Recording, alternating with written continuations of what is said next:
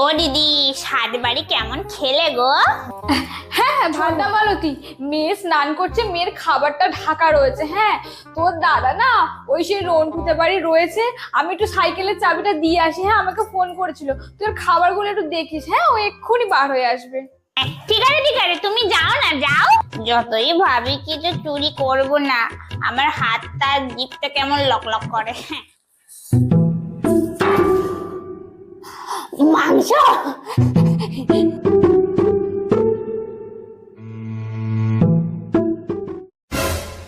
মালতী কাকিমা, তুমি আমার মাংসটা এঁটো করে খাচ্ছ?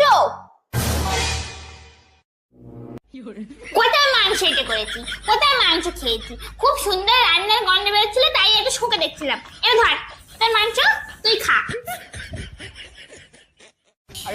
চাপ বাবা।